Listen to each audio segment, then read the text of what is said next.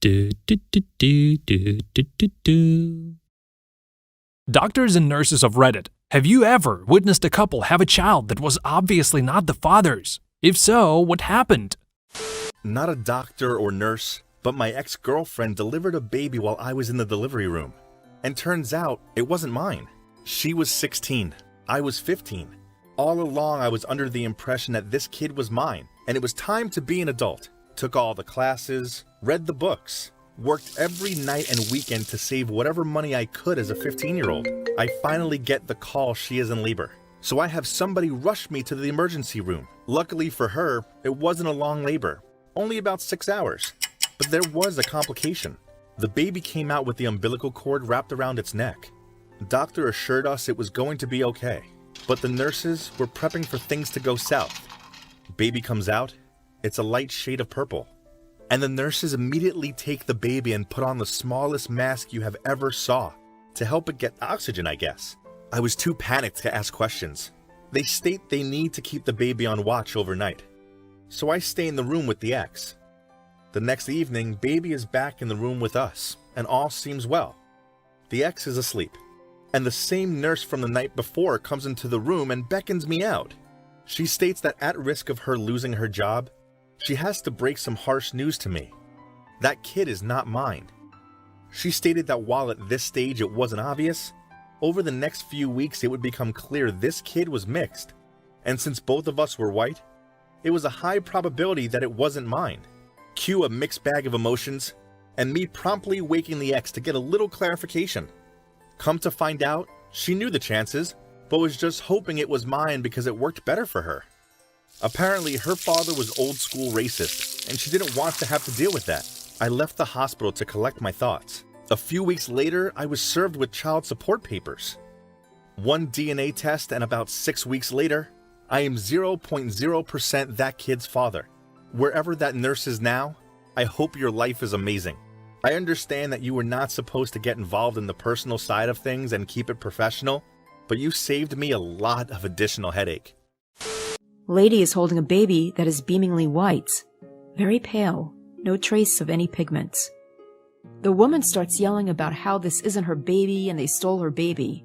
She might not have had full clarity. I mean, she still was in the process of recuperating, just sobbing and freaking out. And the father is just sitting there and looks very confused, because even he's realizing that even if she did cheat, there is no way the baby would be that white. The doctor and nurses are trying to assure her that this is her baby, and the skin usually darkens later. Come to find out, when he called his mom, she pointed out that they have a second cousin who is albino, and maybe baby got that gene. Turns out, that's what happened. Baby was albino. There comes a time in every man's life, if at all uncertain, he must ponder his stake in procreation. I felt I had claimed my stakes and fulfilled my responsibility of ensuring the furthering of the human race, and now it was time for a vasectomy. I had a vasectomy, and the crazy thing is, sometimes in following our certainties, we find out much more past them, as in this tale I heard secondhand. Who knew that one of the most enlightening conversations I'd ever have in my life would occur during my neutering? So the doctor has taken my marbles from my pouch and starts telling me about this other patient. Guy has 3 kids and came in for the snip because he and his wife decided they were done having children. The doc opened up his sack and found nothing to snip. This guy was born without the ability to have any children. The poor doctor had to explain to him what happened. Imagine finding your life is a lie and then sore from failed surgery the rest of the month? Talk about insult to injury. Well, a story within a story, but still valuable to say the least. You'll be happy to know, unlike our poor friend in the doctor's story, my vasectomy was a swinging success. You can't help but wonder what events followed after in the life of poor Schmo in the doctor's story.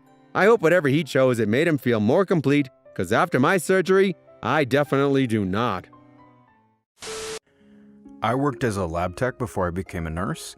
We had a set of twins in the NICU that were super early, and the mom was still in the OR getting sewn up from the cesarean. I was drawing baby B's blood while mom wheeled over to baby A's isolate. She was crying and said, "Oh, thank God you're not black. I've been so worried the last 7 months." So, newborn babies, especially when they're born early, are very pink, almost red, so even if a baby was part black, their skin isn't necessarily dark yet.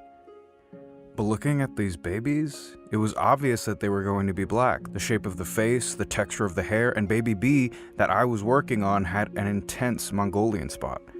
A few weeks later, my NICU nurse told me that the babies were now on a no info status, meaning security alert, can't give anyone information about them, can't refer to them by name, etc. She said there was a huge fight because the mom's husband, white guy, obviously noticed that the babies were half black. And that mom had cheated on him and got pregnant. The real dad, a black guy, didn't realize the mom was even married. Those poor babies. Lots of times as a nurse you see hardship, especially in the NICU, but the saddest part is it's never the baby's fault. Had a college buddy whose fiancée was pregnant. They were the perfect couple. Both had just over a year with great careers starting out. Everything was butterflies and rainbows. Fast forward to the delivery room. They're in there and out comes a very black baby. He's quite the pale redhead and she's a blonde and blue-eyed Texas girl. He made sure everyone was okay, waited for her parents to arrive, and left without saying a word. He moved all of his stuff out of the house while she was in the hospital, cut off all communications with her, just walked out of their lives in the most stone-cold act I'd ever seen. He told me once that he took solace in the fact that the family had already dropped about $10,000 in the wedding that never happened. They were together for 9 years, and he just left cold turkey. She tried to contact him at his job a few times, but he quickly moved up the ladder and eventually got a job in another city. Everything behind us in the past. However, our best efforts at fixing our marriage was squandered by my ex-wife's insatiable cheating habit with the same guy she cheated on me with before. This is where the story gets bizarre. What was supposed to be a simple divorce, if there is such a thing, what I thought were formalities held surprises for me. Back and forth questioning began. First question asked was if any children were born into the marriage. We both said no. Second question, if any children were conceived in the marriage. I said no, and she agreed there had been. He then told us he could not grant the divorce since a child had been conceived and paternity had not yet been established. I was being held in question for the paternity of a child I did not conceive, now trapped in 9-month limbo. Wow. After 2 more court appearances and a paternity test, our divorce was granted at the beginning of this month. It was a long journey, and boy, am I glad it is over. I know a girl who was pregnant with her boyfriend's best friend's baby. It wasn't too surprising considering the 3 of them were always seen together.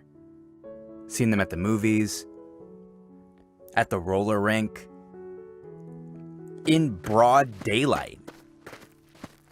So maybe he should have suspected a little more. I went up to see her once he was born, and he looked just like the friend. There was no question. I broke the news to her boyfriend, and he was absolutely devastated. After further DNA testing, it was confirmed.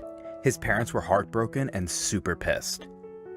They had bought the girl everything she needed, including a $500 car seat combination stroller set. She refused to give anything back. She started up a relationship with a friend immediately after their child, and they're still together a decade later. But the kicker for me has always been that the boyfriend and the best friend were next-door neighbors. She moved into his house after coming home from the hospital, so her ex-boyfriend and his best friend had to see them basically every day, raising this child that they believed to be his for the entire pregnancy. I can't even imagine. She gave him to his dad and rode off. Jay's dad ended up getting married, and everything seemed to fall together perfectly in the new home. And they tried for kids before, finding out his sperm count was too low to even father children. They would later adopt. He sat my fiancé down when my fiancé was 13 and told him the truth and that if Jay wanted to test, they would, but it was up to him. Jay cried and told him, "I don't care about who my father is, you're my real dad." It really goes to show that sometimes real dad isn't interchangeable with biological dad. For Jay, the man who raised him was most certainly his real dad.